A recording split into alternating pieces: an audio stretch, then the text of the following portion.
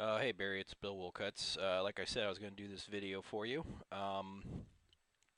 Just like I said, jot down any questions that you have during the process. Nice thing is you'll be able to pause it, take a look at stuff. If I go through fast or go too fast over something.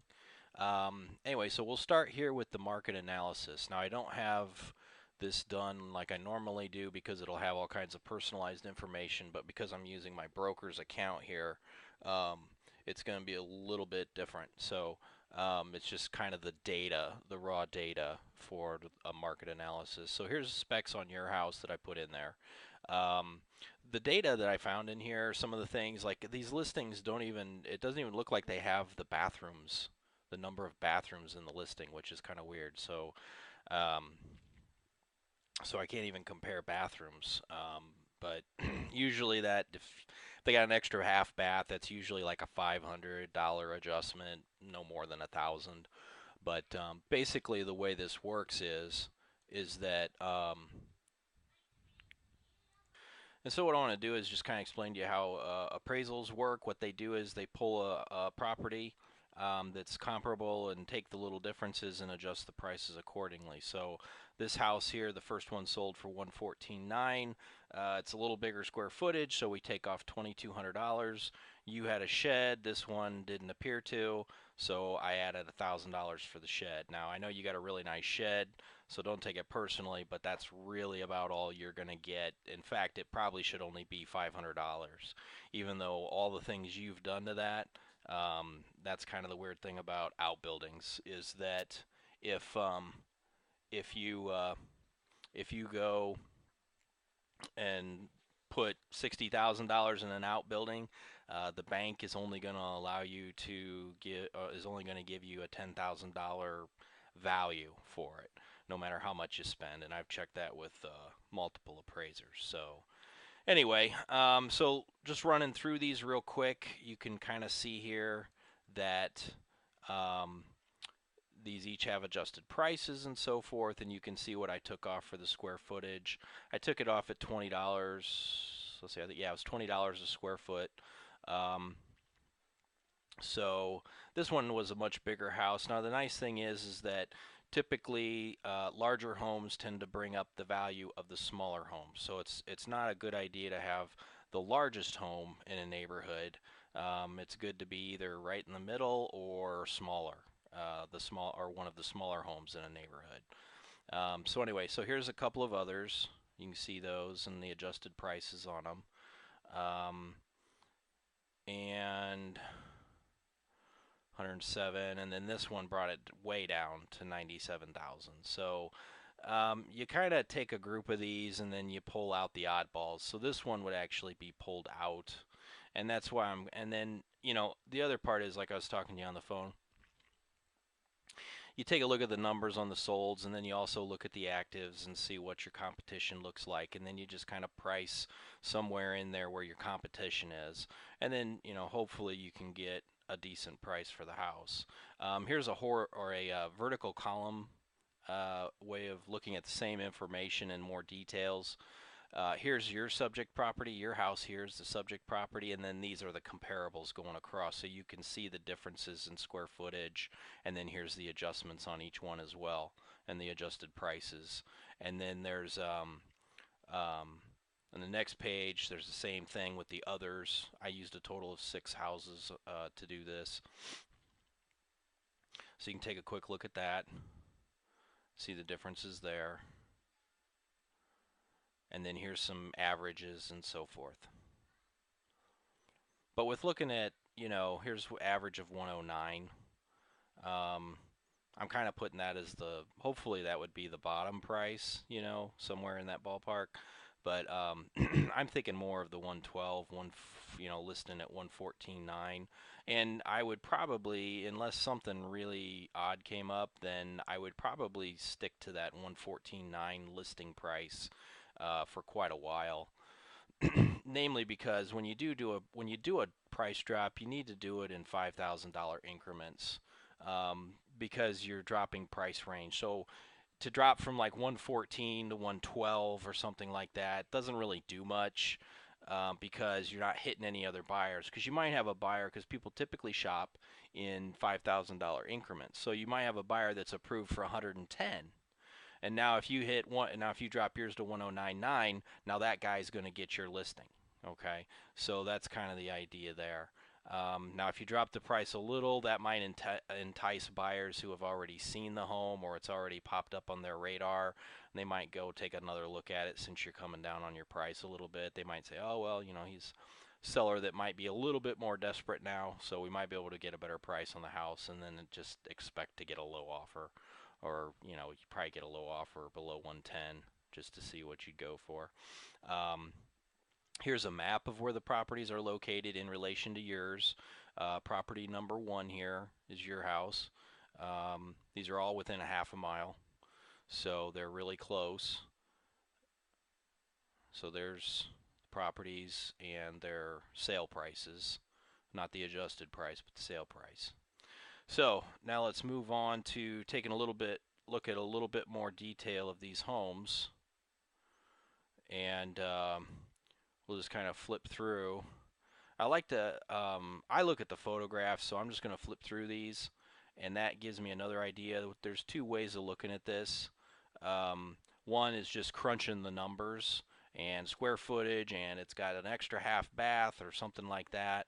But then when you take a look at the actual decor of the house and the way it, you know, and then through photos you can get an idea of the layout sometimes. Um, but you know, the overall decor is what you're looking at here, which is the overall curb appeal of the home. And you know, you go through and you can kind of tell. You look at properties and you can see that, oh well, that house is, that's not quite as nice as mine is, but, or you look at another one, you're like, well, okay, that definitely, somebody's gonna buy that house before they buy mine, because it is just much nicer, you know, and you can look at it and say hands down that's a nicer home. Um, and that's going to have an impact on, you know, how quickly it sells, and if the seller gets their list price or not. So I'll just flip through these photos. You can kind of just get a feel for what the house has to offer and what the market has to bear as well. That's kind of a nice looking kitchen. Okay, now these are ask prices right here. These are not the sale prices on these homes. And I think, was it this one? Oh, now this one, this is interesting. This is, I recognize this floor plan. This is I was talking to you before about a friend of mine, and he was selling his house and wasn't getting any offers, and it was vacant. And we went in and painted it and patched the nail holes and all that kind of stuff. We were talking about empty houses. This is the exact same floor plan, except the only thing I noticed, it did not have this corner shelf thing here. Um, but he even had a blue kitchen, and we painted that a different color, a more neutral color. It was a light blue. This house has a real dark blue, which you can see right here. So, but this is the exact same floor plan, except he had a 3-season room on the back. And by painting it and patching the nail holes and stuff like that, he had an offer in, I think it was 10 days after we finished, and he started showing it again. So he had an addition onto the back of the house. Let's see here. Let's go to the next property. So that's 115. That house sold for 112.5.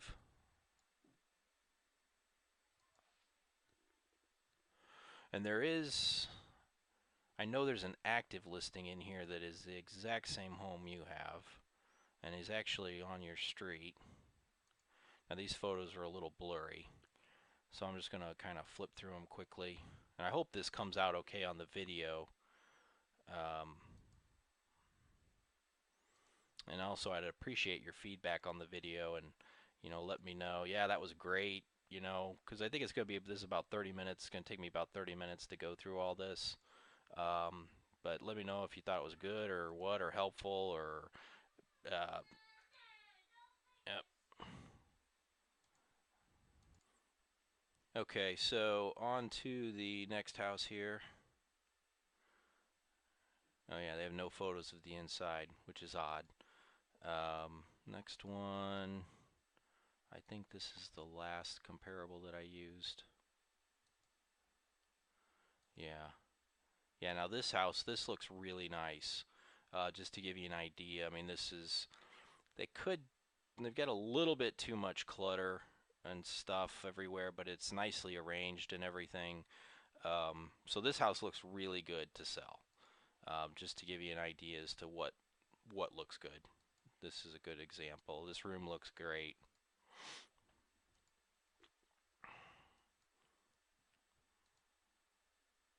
Nice backyard.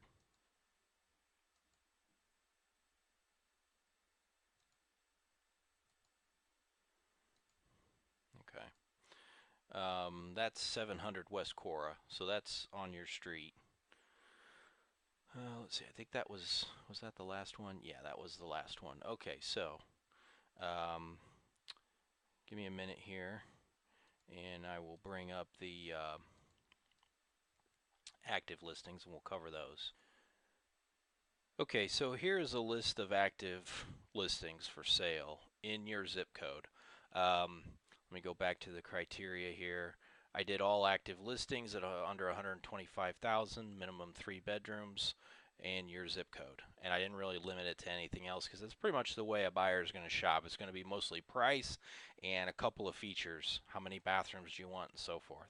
So, so here you got prices all the way up. And the actives that I took a look at started at the 119 range, um, and then this house here on Cora, I just kind of took a look at these first few. Now this one is a mobile home, and not too sure how the mobile homes stack up against stick-built houses. Um, but you know, when you kind of get in that lake area, mobile homes end up being a lot more prevalent because you know people are there for the lakes, not the properties really. Um, so I'll just kind of flip through this typical mobile home. So it's in decent shape. That's sold for 120 or is listed at 120. Um, let's see this one.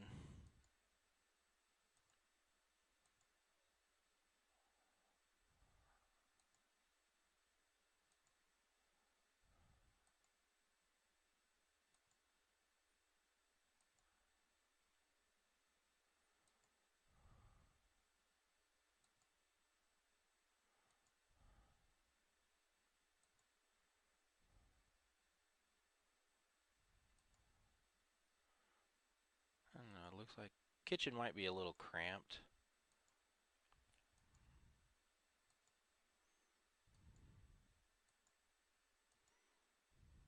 Okay, that's 119. Now here we're coming down. Here's another mobile home. Pretty much the same floor plan as the other. It's in decent shape.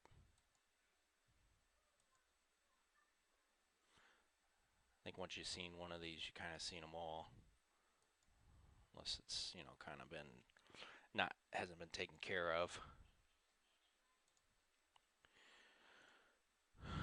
Okay, here's is another mobile home.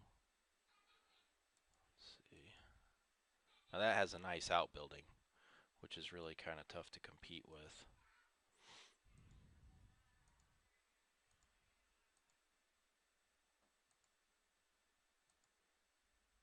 That's a little different floor plan there, but okay house. Now this one I think this was the exact same floor plan. I know that living room is definitely the same, and the kitchen as well. Yeah, it's got to be the same exact house. So you can see how this one's decorated very nicely. Um, Pictures on the wall. Of course, you take all that stuff down, and you're gonna get a feel when you walk through it that it's just not quite that great. But that's why it's good that you're painting your house and patching nail holes and all that kind of stuff because when they're empty, it's really got to look clean.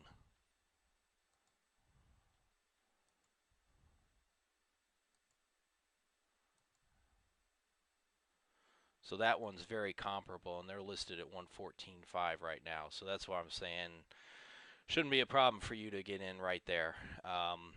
You'd be competing with them absolutely, directly, basically. Now here's a lake. I think this is lake. Yeah, this is lake property.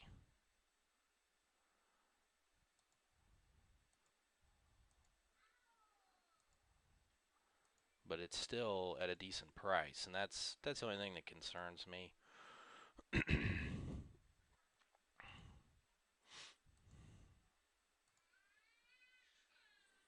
And that's definitely not a good color to use, obviously.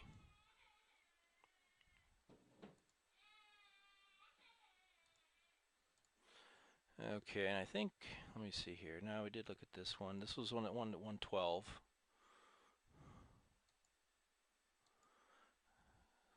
That picture didn't look so good, but some pretty nice paint colors here.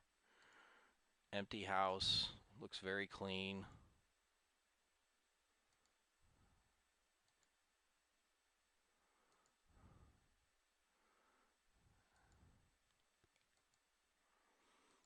I think there was one more.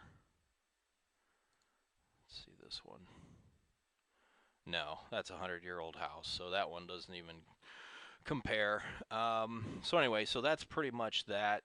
So you got the active listings over 110, and the looking at the solds, you're probably, I would definitely put you at 112 for an appraised value, and it could probably be higher. I really tend to be kind of conservative, so try to set expectations a little low. Now here's a net sheet that I do. It's just an Excel spreadsheet, and I plugged in a couple of different scenarios here. Just down the column here are the expenses that are plugged in, and then it just calculates, it automatically calculates everything, all the expenses and so forth from the sale price. So you got two sale prices here, 114.9 and 1099, and then here's your mortgage and everything, some estimated interest that would be paid per diem to the day of closing. Property taxes, hopefully I'm pretty sure these estimates are high. Closing costs, survey, and so forth. Title insurance.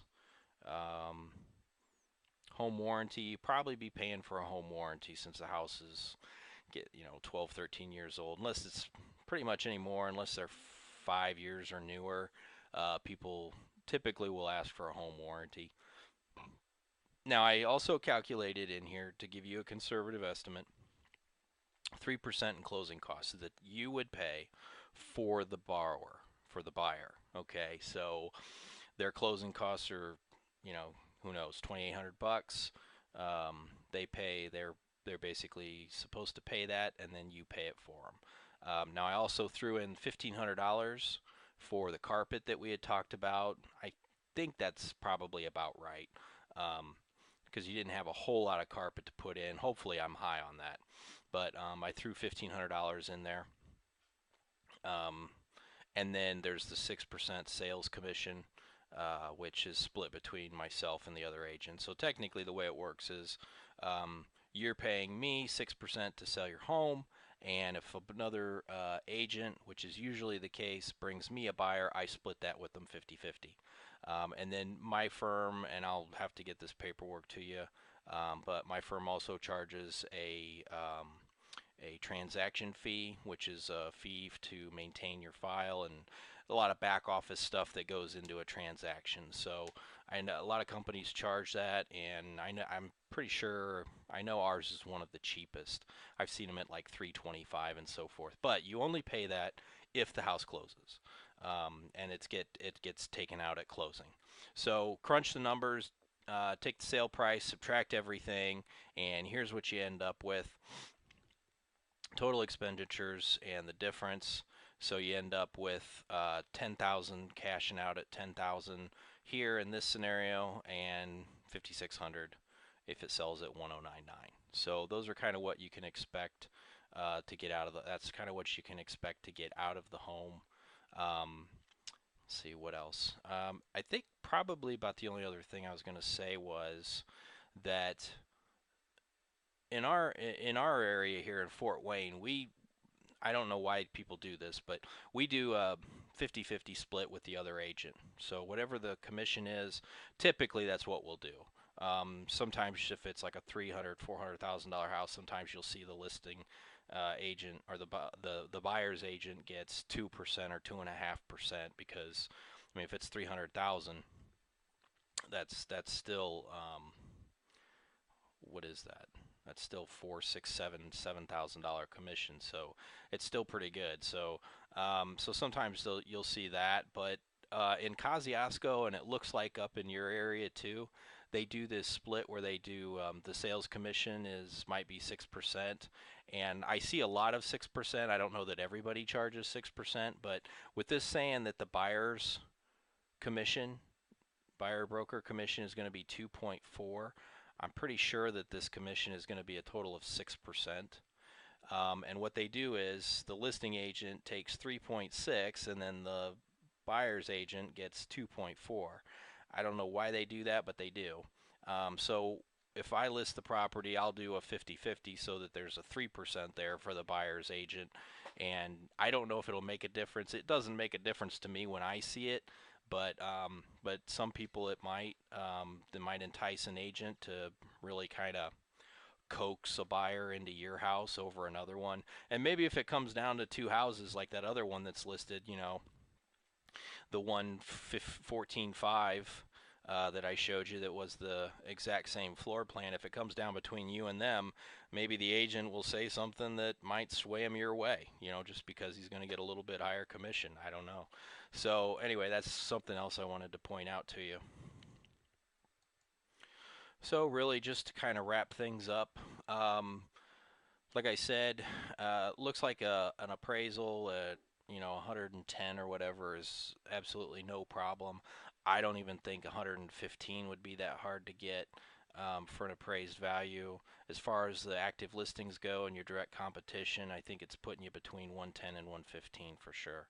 And if you wanted to, the other thing is, I guess if you wanted to try and see what you could do, you could go higher than 115, but with the other properties out there, I think that it might just be a waste. But and the other thing you got to consider is that we're kind of on a limited amount of time here with Thanksgiving coming up. Keep in mind that a 3 month time period in real estate is not a long time. Real estate's a slow moving thing, and a house to sit for 3 months, that's not a big deal. 6 months is pretty normal. If you're getting up into a year, then there might be an issue.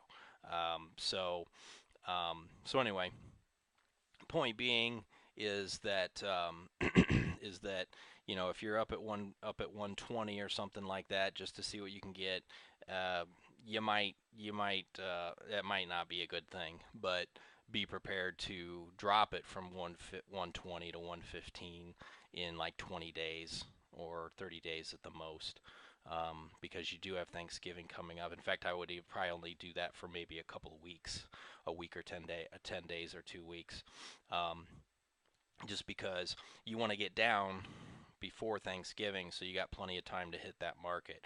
And actually right now is a period where people have gotten their kids back in school, and that whole little fiasco is kind of sorting out and settling down, and schedules are changing and kind of winding down from the summer, so people kind of get out and start looking again in September, end of September, and October is usually a relatively busy month. But once Thanksgiving hits, things really kind of slow down. So you kind of want to be priced right for now, at this period in time. Now, if this were, say, early August, then maybe say, well, let's throw it on at 120 and see what happens. And then, we'll see what happens in 20 days or 30 days, and then drop it to 115. So anyway, I hope that helps. Like I said, take any notes, pause it, take some notes, any questions you might have, but I think I covered about everything. And just let me know what your thoughts are, plus what you think of doing it this way with the video. And I didn't really do this just because you live in Fremont. I mean, it's kind of a plus, but they gave us this idea at a seminar I was at the other day, so I thought I'd just try it out. Let me know what you think of it. Is this too much information? Is this good information? Really helps, gives you a good idea of what you're looking at or whatnot, or if it's just over the top. So anyway, thanks, Barry.